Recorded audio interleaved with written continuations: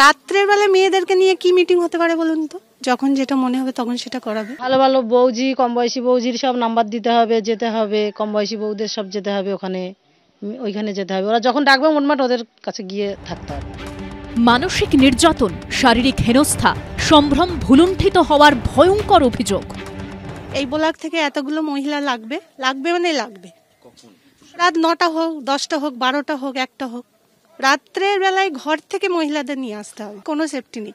এই যে আমরা মুখ ঢেকে আছি, বাধ্য হয়ে আতঙ্কে আছি, ভয়ে আছি, এই কদিন আমাদের রাতের ঘুম নেই। আপনাকে নিজেকেও সেই মিটিং অংশ নিতে হয়েছে? হ্যাঁ, অংশ যদি নাই নেব আমি অভিজ্ঞতা কোথা থেকে পাবো?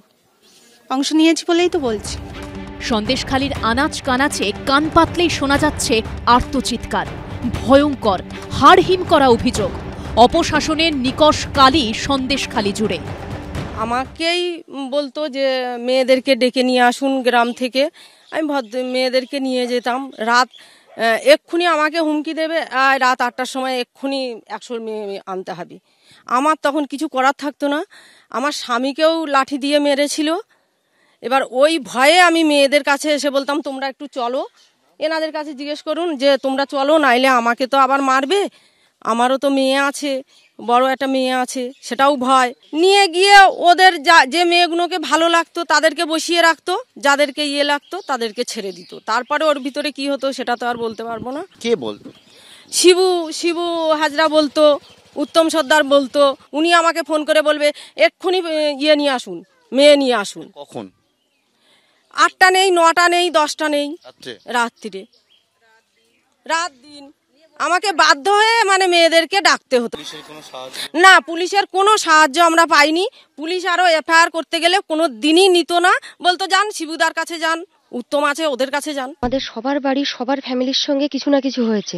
আমার স্বামী একটা বিএলআর অফিসে কাজ করতেন, আমার হাজব্যান্ডকে মেরে মারলো খুব। মারার পরে আমাদেরকে রাত্রে করে মিটিংয়ে যেতে হবে, কিন্তু আমি বলছি না, আমরা মিটিংয়ে যেতে পারবো না। যার জন্যে আমার হাজব্যান্ড আজকে এখানে থাকতে পারলো না। প্রত্যেক দিন ডাকবে, মারবে। এখন আমার হাজব্যান্ড কলকাতায় সেখানে কাজ করে, আমার এখানে ঘর বাড়ি ফেলে আমাদের এখন চলে যেতে হয়েছে। রোজ রাতে ডাকবে, এখানে থাকি না, কেননা ওই ভয়ে ভয়ে বাঁচা যায় না। আমি এই ঘটনার জন্যই এসছি, আমরা প্রতিবাদ জানাতে এসছি। হাতে লাঠি, বাঁশ, পথে নেমে বিক্ষোভ, রাস্তায় শয়ে শয়ে মহিলা। বহুদিনের পুঞ্জীভূত ক্ষোভেরই বহিঃপ্রকাশ হচ্ছে বুধবার থেকে।